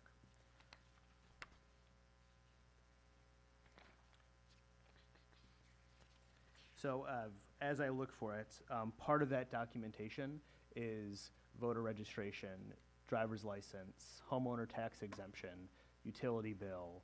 I think those are the three main ones. But you have to provide 3 forms of documentation that you live there. So while you may be able to provide, say, a utility bill or something else that you don't have to live there to necessarily have, to provide all 3, you would still, one of those 3 would have to be some form of legal documentation that would show that that is your primary residence. I'm just thinking of some of the ones that you mentioned, like the voter registration. A person could register to vote there and still be in Marin County and technically live somewhere else and not re-register. So they could provide that piece, whether or not that, who's going to follow up. And I mean, do we have the staff to double check these things? I know it's very extensive, you know, as an example for schools, you know, for kids wanting to be in certain districts or whatnot, and to get, and, you know, very much doing home inspections and checking and seeing that the people are there. Are we going to do that? Are we going to, again, allow for self-certification that here's my voter registration, here's my utility bill, here's one other thing, and that person might, that's why I was wondering if there's any requirement for the number of days that they have to be there, because I would assume that there's a number of these short-term rentals where there's not someone there, you know, 75% of the time, and they might be there a couple of days a week, or that's it, but they're considered their permanent resident there. So I'm just trying to figure that out, because if these things are being rented 20 to 30 days a month, but they're still being considered a permanent, how are we going to follow up on that? So that's a good question. And so those documents themselves are motor vehicle registration, driver's license, voter registration, tax documents showing the residential unit as the primary residence for the purposes of a homeowner's tax exemption or a utility bill. And so the reason why we chose those 5 documents is because those are what are used in other jurisdictions to prove primary residency. And where jurisdictions like San Francisco require 2, we decided to increase it to 3 in order to prove that primary residency. And while you're right, you don't necessarily need to live at a place to get a utility bill or necessarily a few of the other documents. To provide all 3, you would have to. So as part of the registration, you would be required to upload that through the host compliance server. And then we could go in and check to verify that you have those 3 documents. So again, so if I gave you a utility bill, my driver's license, and a voter registration, that would count as the 3. But as we've said, a person can register to vote online with that as their address. They own that property. It's going to be sent there. They're going to have a copy of that voter registration. They can have their driver's license that says that's their residence. The mail still comes there because they own the property. No one's collecting mail. I'm just seeing how we validate that there's actually someone there, because I could provide you with 3 things and never set one date there. And I may defer to the city attorney on this, but part of the reason why we chose those 3 is that if you do provide, let's say, a voter registration, and you don't actually live there, it could essentially defer to a different level of legality. That if you are submitting those documents, we not only have the ability to revoke your registration if we find out that you don't have that. That was my question: is how we're actually enforcing those and verifying that residency piece. And it would be both part of the auditing requirements, but then also the checks through host compliance as they submit their registration. Kate? So one of the items actually you'd asked for further clarification was on the shared driveways. We had a lot of people that came up and spoke to that, and I know when we you first brought this issue to the council that was one that I was really interested in. And if you could just speak to what you learned from other jurisdictions and just maybe flesh that out a little bit more, because some of the comments tonight were about that specifically. Yeah, absolutely. And so, as I mentioned during the presentation, when we did look at other jurisdictions, no other jurisdictions are currently they don't currently have specific regulations regarding shared vehicle access. Additionally, how they do address those potential situations, the root cause of that issue, is through off-street parking requirements. And we do include similar off-street parking requirements as part of our program. So you have to provide off-street parking that meets the occupancy that you're setting for your short-term rental. And I just had one other question. Oh, I'm sorry, sure. Yeah. So when we talked about this, again, back in August, there wasn't the 3 strikes policy. So I'm just curious, is that a San Rafael-centric program? I mean, to me, it seems like it's an opportunity to make sure that people are utilizing the properties in the way that we want them to in the program. And I was just curious if it has been successful in other jurisdictions. It has been successful in other jurisdictions, and it is a best practice when we looked out at other jurisdictions as to what they're doing was through that 3 strikes policy. Great, thank you. Maribeth. I have a question about the below market rate units. Could you explain to me the rationale for excluding them from the program, and also how you envision the enforcement piece to work with that? So on most of an income restricted and below market rate properties, there's deed restrictions on the property itself that prohibit subleasing and renting out. And so that's ultimately where it comes to. It's not necessarily something that we would be able to regulate with the policy resolution itself, just because it is on the deed and as part of the agreement itself and creation of that unit. And how would you ascertain that limitation when it comes in? I mean, we specifically set them up so they're intermixed with non-restricted housing. How would you know that when the application comes through? So as part of the registration, there will be an address verification. And so we do maintain a master list of BMR units. So we'll be able to cross-reference those lists themselves. Andrew. Ethan, thanks for an excellent presentation thus far. No, there's no tripwire here, I promise. But can you explain the process for reinstatement once the 3 strikes have occurred and someone has been deregistered? That's a good question. And as of now, we don't have a policy for reinstatement. Other jurisdictions have not included policies for reinstatement as a way to kind of reinforce that stick. So if you do lose your standing and have those 3 strikes, you lose the ability to. That being said, we do include procedures for appeals and procedures for following up on any potential violations. Okay, so assuming there's no process for reinstatement, what if the property changes hands? Would the new property owner then have the ability to step forward and say, I'd like the slate to be wiped clean and to start again as a host myself? That's a good question. I would say that because the process that we've established is related to the primary residency of the property, since there would be a change in the primary residency, it would be considered a new rental. Mr. Mayor, can I ask one follow-up question? Yeah, sure, go ahead. No, please do. It was after Councilmember Collins' question. And I just want to be as specific as I possibly can here in the definition of off-street parking, because I don't want to allow for any necessarily just kind of, a way to just kind of skirt the system. So what is the definition of off-street parking? I think of that we have a public street, a sidewalk, and you have your parking, you have your driveway, your specific driveway right in front of your garage, as a normal subdivision might be, and I consider that off-street parking because it's off the street. But in cases like this where there is a shared driveway, is the driveway, and it's off the street because it's a shared driveway and it's not a city-maintained street, is that whole shared driveway considered off-street parking?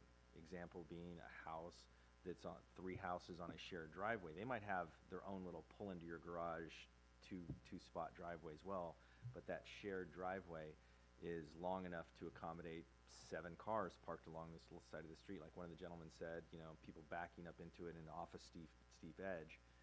Would that shared driveway be considered off-street parking, and by definition fit that if we're saying we require enough off-street parking? That's a good question.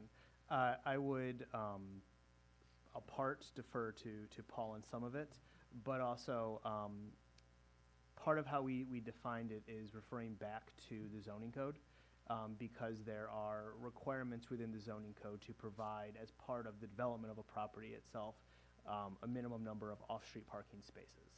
So Paul might be able to answer specifically the definition, but It depends upon how the driveway is designed. If it's not designed to accommodate parking or not intended to be for parking, but merely for travel lane, then no, that's not considered off-street parking. But off-street parking defined in the code is parking that's set aside on a private property, whether it is, you know, a part of an area that's shared like a multifamily residential development or on a single-family lot. So it's not in the public right-of-way. And, you know, typically when we look at like a new subdivision with a shared driveway, off-street parking is the parking that's provided on the individual lot, not on the shared driveway. So these are the nuances that we have to deal with shared parking, and I'm very glad that Ethan went through the exercise of explaining the different types, because this is one of those things where it's all or nothing. Because you've got, so if you start to get into nuances on the different types of driveways, that's a finer grain of scrutinizing and reviewing these. So I wanted to just mention that as well. It seems to me that you've done a truly an outstanding job of bringing this to us with all the nuances and certainly virtually all, say, of the questions that have been raised. This is a new area, though, and I'm concerned that experience that we might see over a period of time might prove that this needs to be refined. And so I'm suggesting or wondering if your reaction to bringing this back in a year's time after we've seen how it works, and you know, is there noise, are there shared driveways, et cetera, they're not quite where they need to be. And I think that there should be an understanding that we're going to review this in I'll say a year, pick a time frame, but let's say a year, so we can actually determine what has taken place. Maybe some of the concerns are valid, maybe some are, you know, imagination has exaggerated the impact. So I would suggest that we do something such as that.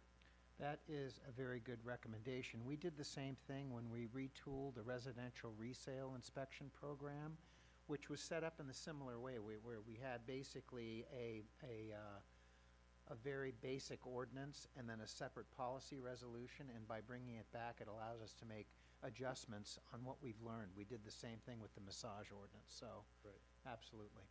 Do we need to have that factored in, or can that just be a comment that you'll refer back to and comply with? I think it might be good to probably include it in the resolution, the policy resolution, and we will bring it back. Is a year, I just picked that, is a year a reasonable time frame, or some other time period you would suggest? Year's good. A year? We could always bring it back sooner if there's something that's pressing. Yeah, and a good point there. Other comments, questions? Comment. So I echo Councilmember McCullough. It was an excellent report, and I mean, this graphic alone, I can bet that when our other neighboring jurisdictions reviewed this property, they did not have someone that went out and counted the number of listings at each of those types of driveways. And to me, you want a policy that addresses as broadly as possible, and having a policy where there's two or a handful of listings that drive the decisions. To your point, Paul, makes it just very nuanced and hard to track. And with the mayor's suggestion that we come back in a year, we will have additional data on these listings. And I also believe that knowing people have to register their property, that some of the malfeasance that has gone out there will disappear. And I think the 3 strikes proposal is very smart. I know we hadn't heard that in August, and I was really gratified when I saw that.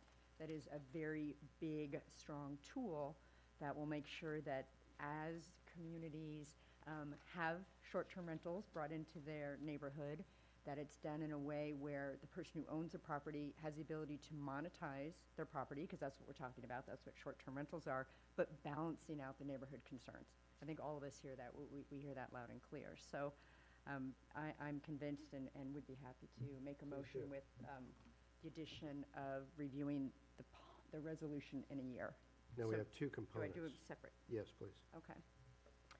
I make a motion that we approve, or that we consider the ordinance of section 14.03.030 and 3.20.020.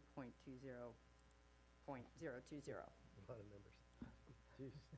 We know what you mean. I would just amend that to introduce the ordinance and pass it to print.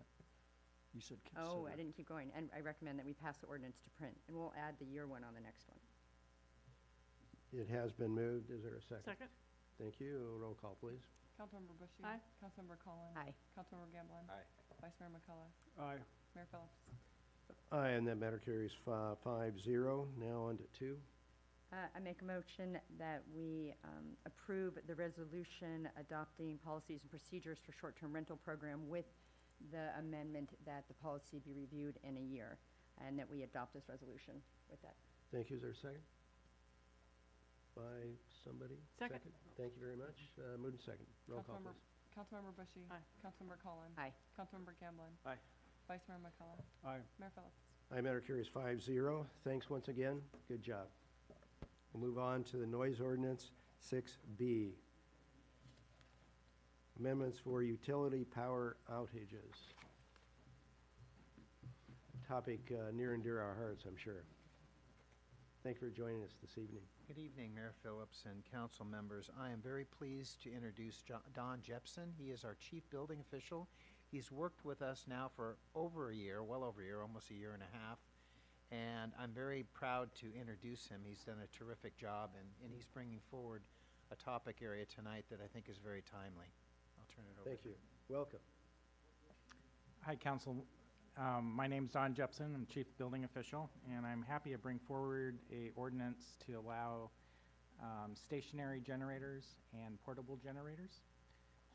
About 5 months ago, we came upon that for various reasons, the enforcements of generators, especially the stationary generators that might be permanently hooked up to your home's power and natural gas systems, some of them were getting approved, other ones were being denied, and it was kind of,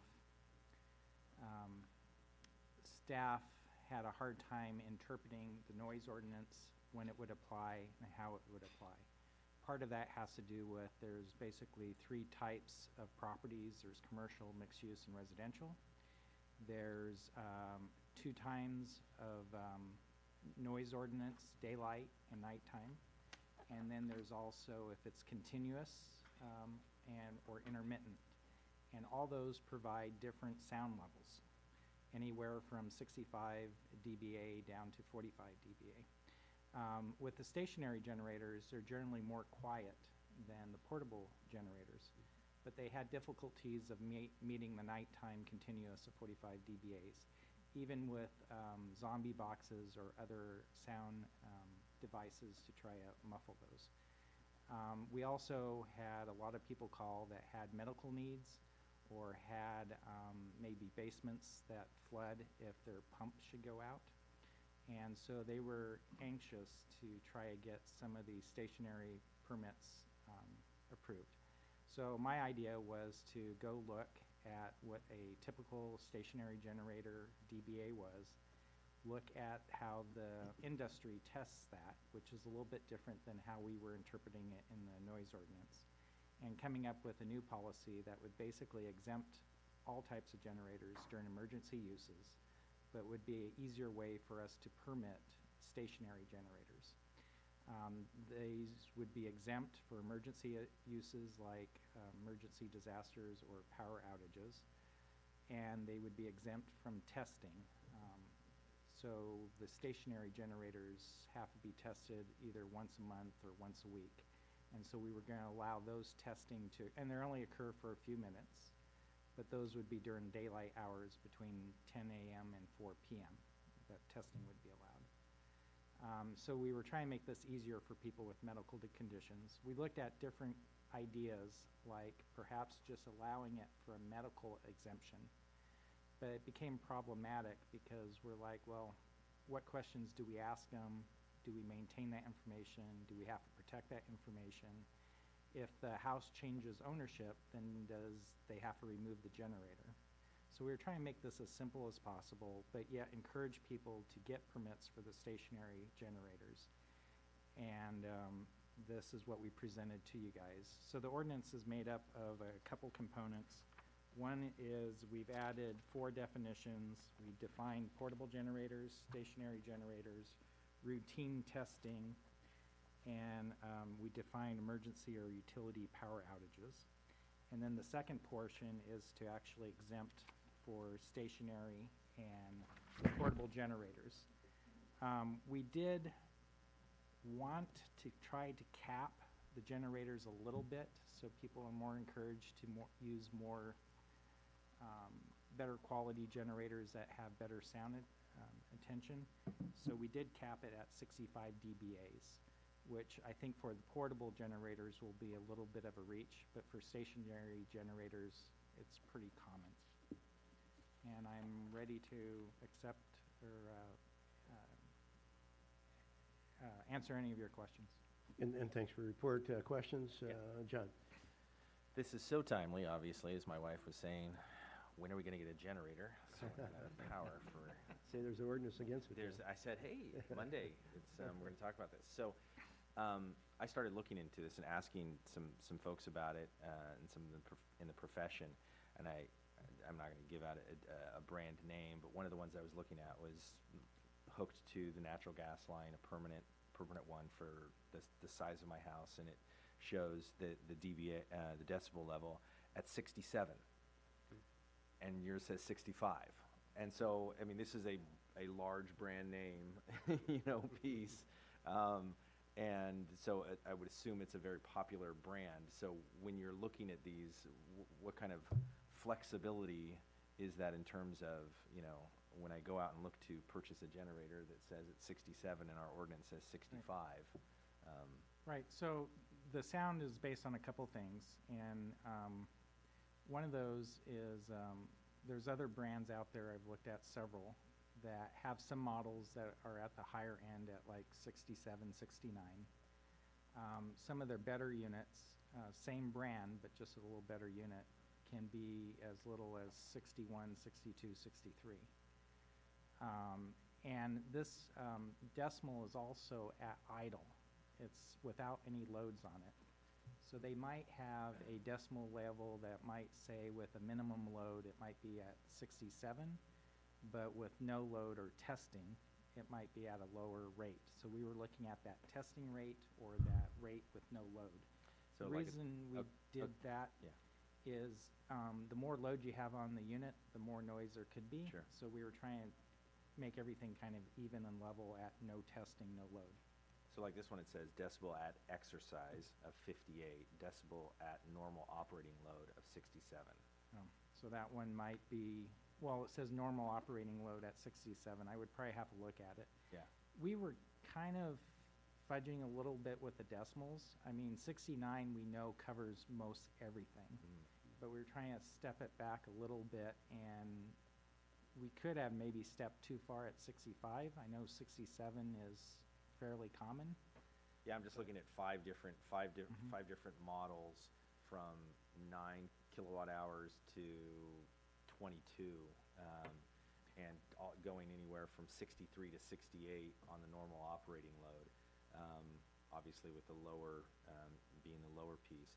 But it seems like, and this is, like I said, this is one that's recommended by a lot of a lot of professionals out there, and I believe.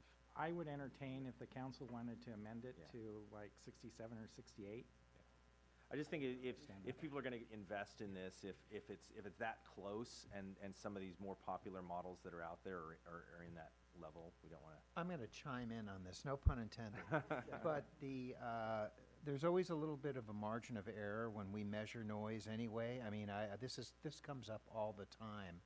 And when you're within several decibel levels of a limit, we don't split hairs over that, I have to tell you, because there's really not that much of a difference in the audible, what's being projected.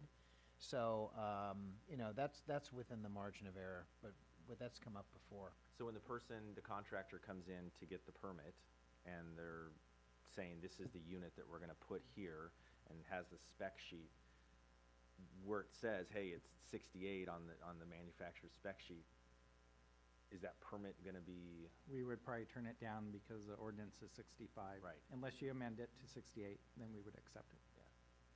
Well, Might be a good idea, too. Yeah, no, I think Councilmember Gamblin has a good idea there, because we want to reflect the products that are out there. My question is, what about generators that have already been installed? When I read this, it's really from here going forward, but there are many houses that already have generators. So how does this apply for people that have put them in years ago? So generators that were legally permitted before would continue to be used.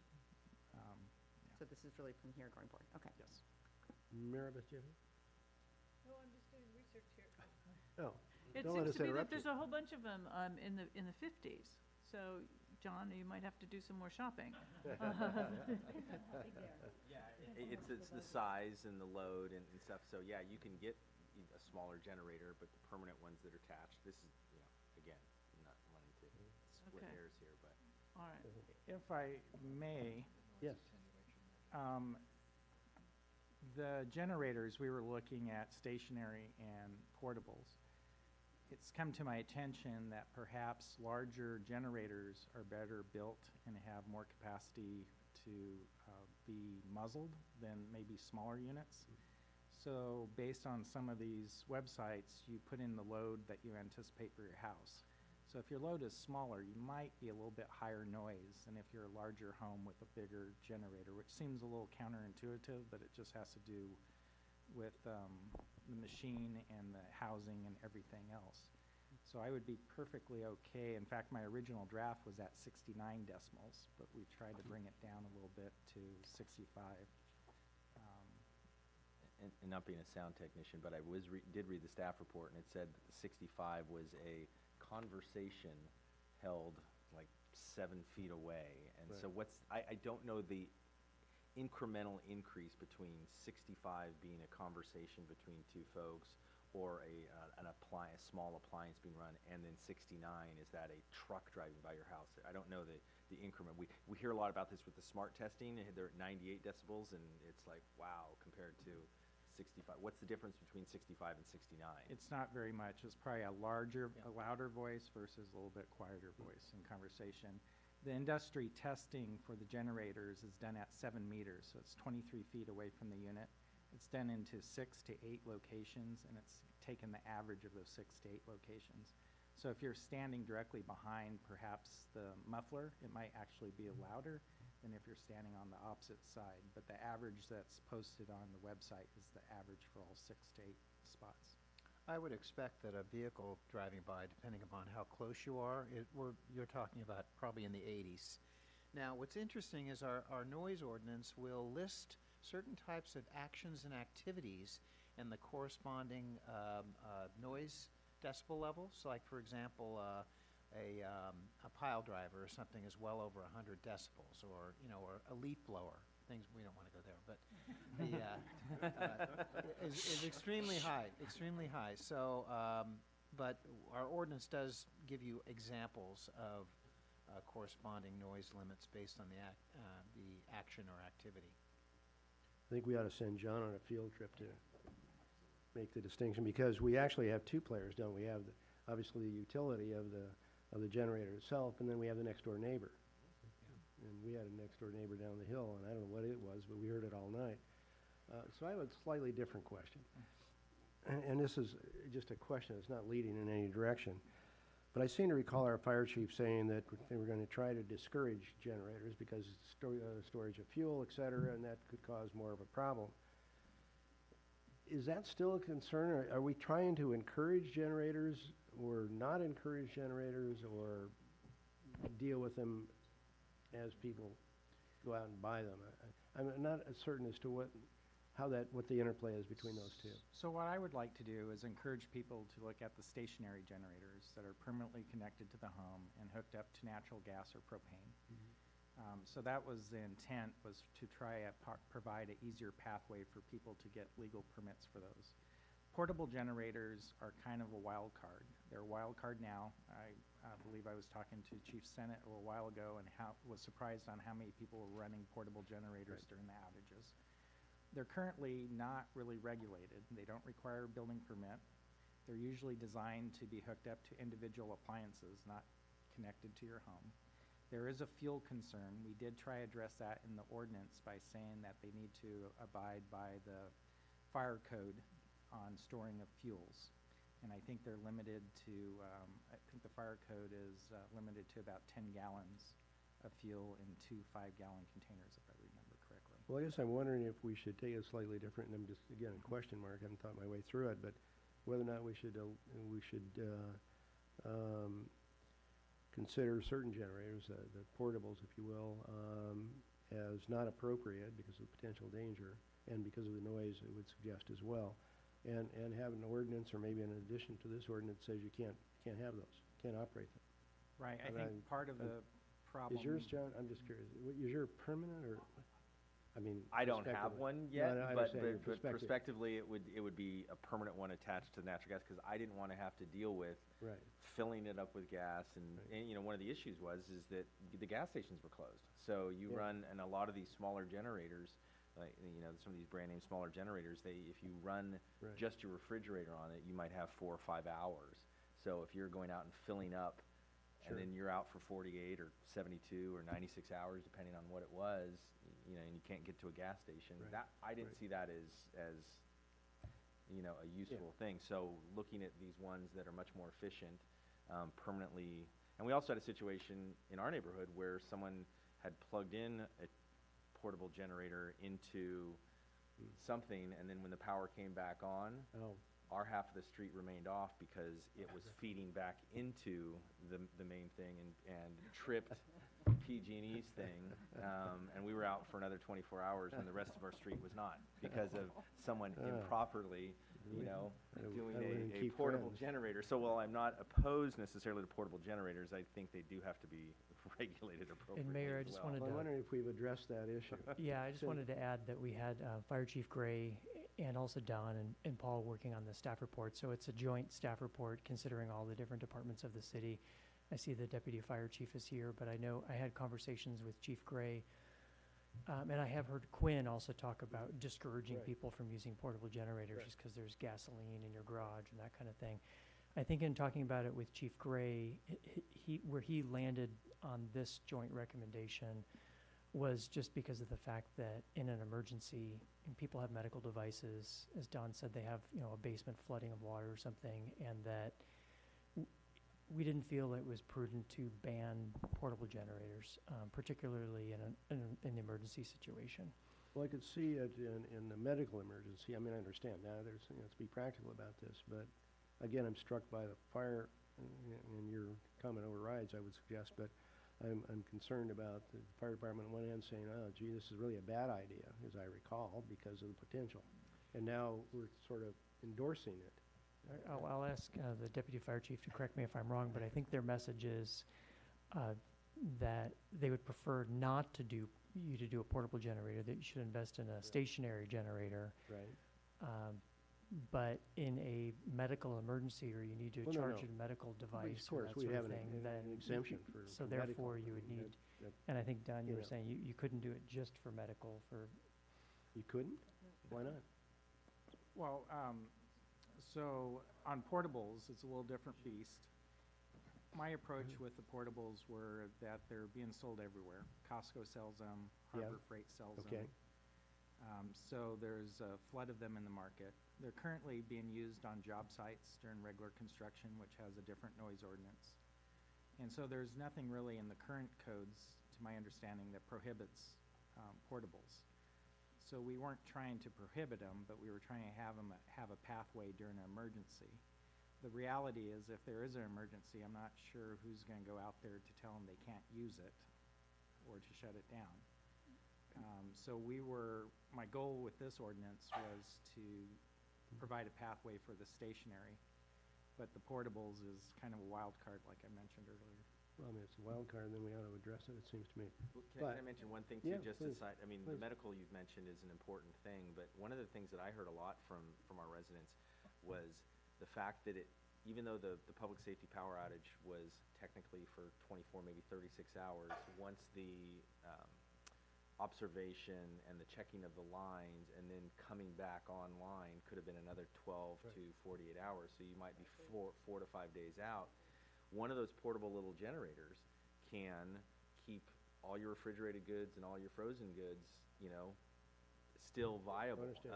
And a lot of food is getting thrown out, and a lot of food is getting wasted because people didn't have those. So I know a couple of folks that use that specifically for that, where they would plug in just the one appliance and run it for 4 hours, and take it off and then run it for another 4 hours. And so it kept their food viable. So I understand your position on the medical piece, but there were other things. And I don't think people are going to be using these other than in an emergency. It doesn't sound like it. All I'm reflecting upon is the fire chiefs.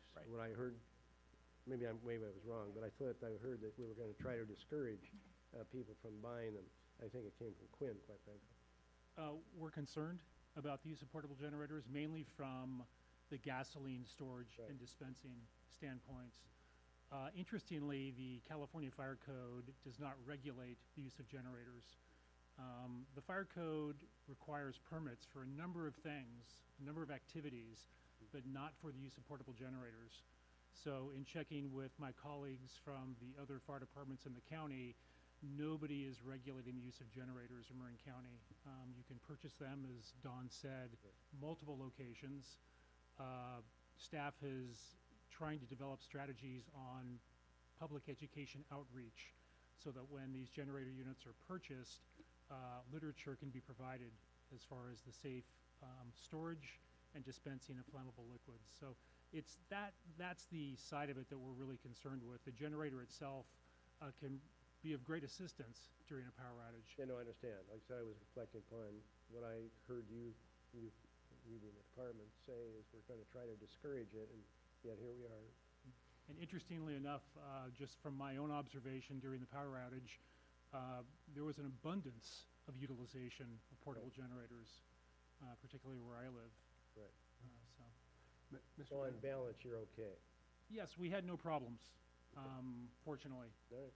during this past outage. Just trying to keep you happy.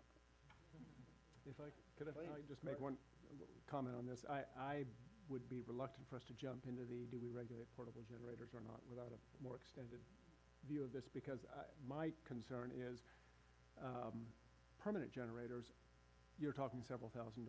Portable generators, you may be talking several $100s. And I think you raise a real kind of income inequality issue if you outlaw one but permit another. So I'm concerned that we do that. The other concern I have is that natural gas generators are terrific when there's natural gas available. And if we have an earthquake, for example, and natural gas lines are shut off, now you don't have any generating capability if portable generators are outlawed. Yeah, no, like I said, I don't have an agenda on this, other than the fact I recall the comment was like, well, wait a minute.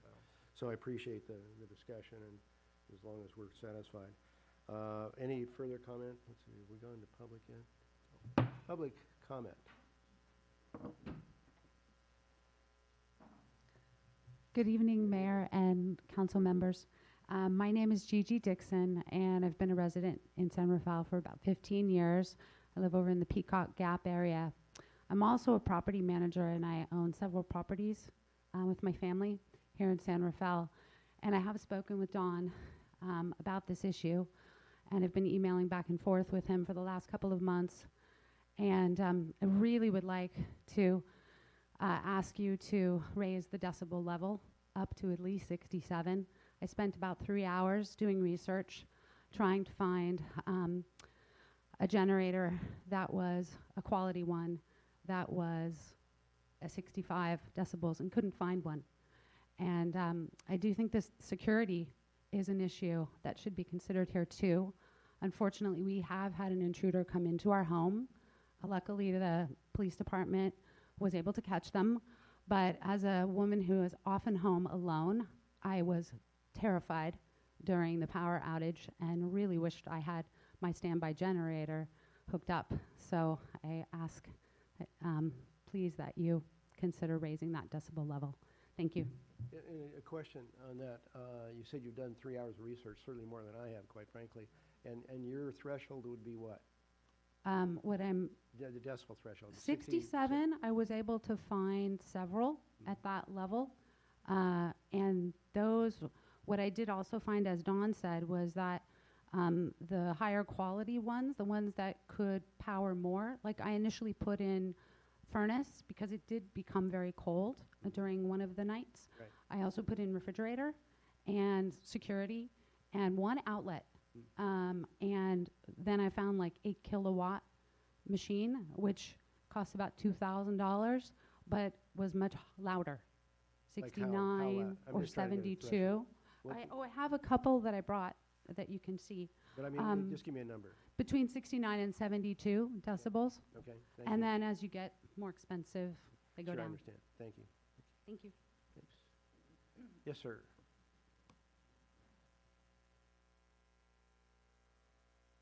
City Council, thank you. Having just experienced the power outage, I had the pleasure of living in Gersel Park, and my neighbors were kind enough to turn off their generators at 10 o'clock at night and then restart them in the morning. I would hate to have an ordinance that would undo that, since it was pleasant to sleep in the evening rather than having to listen to a continuous motorcycle-like sound. So please consider that when you make your decision. Thank you, sir. Anyone else? Close public, bring it back. Further comment? John, are you ready? You want to offer your Yeah, I motion? would just say that we, what the number, again, the research that I did was Yeah. not as extensive as Ms. Dixon, but it was probably about an hour's worth of, and also consulting with folks that I know that are in the industry, and looking at those machines that they were recommending, they were at the 67 to 69 range. And if there's not much difference between 67 and 69 in terms of that decibel level, I would say that we put that in at 69, and then that would cover, I mean, that was the original number you were kind of looking at. That would cover probably 90% of the high quality machines out there. So is that a motion? Yes, so I would make a motion, sorry. Sounded like a motion. That we, and again, I'm sorry, my glasses have been broken half this meeting, and Casey's gonna let me borrow That's hers, okay. but I'll just close one eye and look out at the other eye Looks a little here. Let's go ahead and pass the ordinance to print, but increase the decibel level to 69. Is that good enough? That's good enough. Thank you. Second? Sorry. Second. Second. Roll call, please. Councilmember Bushy. Aye. Councilmember Cullen. Aye. Councilmember Gamblin. Aye. Vice Mayor McCullough. Yes, Aye. one eye. Mayor Phillips. When I gambling. Aye, and that's 5-0 in favor. We'll move on then to, thanks, everybody. Move on to 7A, SEIU.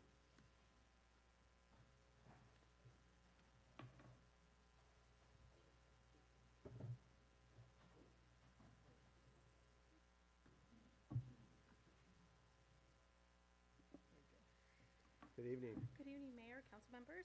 I'm Sylvia Gonzalez Shelton, Human Resources Coordinator, and I'm here to present the SEIU Local 1021 Child Care Unit Successor MOU for discussion and consideration. SEIU represents 36.4 full-time positions that perform work in the city's preschool and school-age child care centers in the Department of Library and Recreation. The current MOU expired on October 31st, 2019, and after months of negotiations, the city and the child care unit reached an agreement, a tentative agreement, on October 21st, 2019, and membership subsequently ratified the agreement.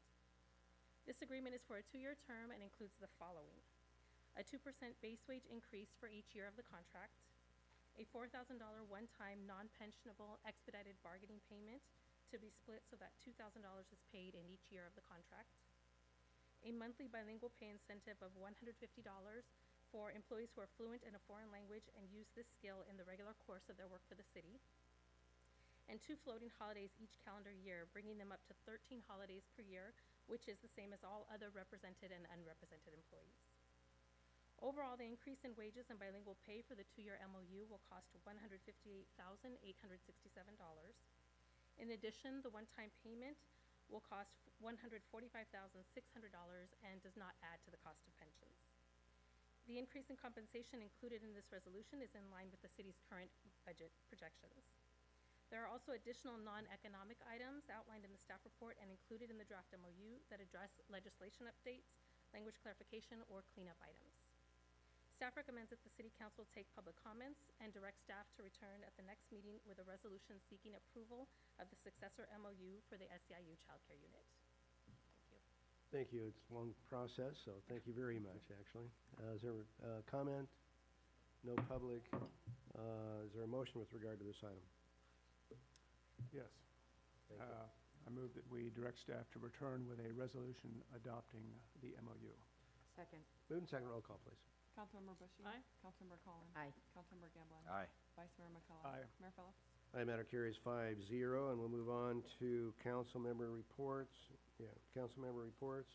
Any? I'll just report out that it's been suggested that we form a subcommittee to help with the BioMarin extension, and I've asked our vice mayor to assist with that, along with myself.